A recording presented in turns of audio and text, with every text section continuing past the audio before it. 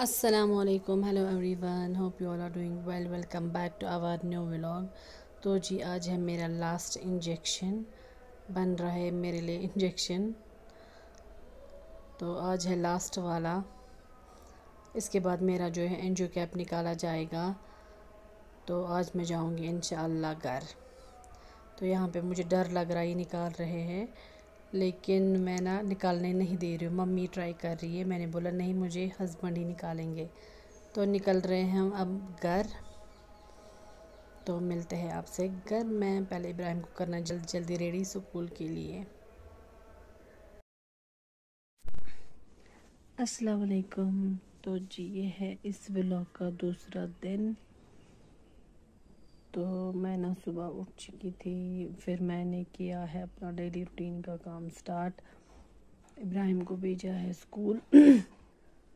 तो उसके बाद मैंने मेडिसिन खा ली। मुझे थोड़ा सा चक्कर लग रहे थे तो मैंने थोड़ा सा नैप ले लिया। 8 बजे से अभी तक बजे है 10। तो सौद बेबी अभी बाबा के पास है, तो वो निकलेंगे अब ऑफिस। अब मुझे उठना है,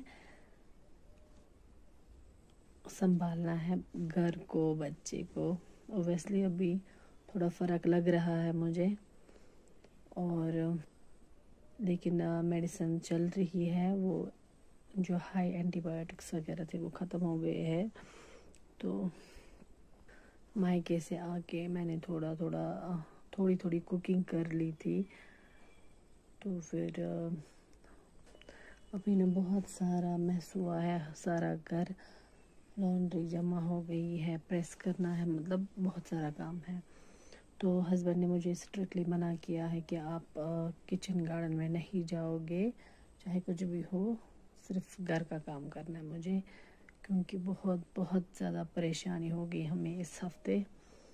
ऊपर से बच्चों को लेकर ज़्यादा परेशानी होती है। स्वाद बीबी को हमें साथ लेना पड़ता था हॉस्पिटल, इंजेक्शंस वगैरह, मतलब हर एंगल से प्रॉब्लम होती है, फाइनेंशियली, इमोशनली, फिज़िकली, सब। तो शुक्र है अल्लाह का, मुझे थोड़ा थोड़ा फ़र्क लग रहा है, लेकिन वीकनेस भी बहुत आई है। तो बस ये था मेरा कुछ लाइफ अपडेट, आप सबके साथ शेयर करना था।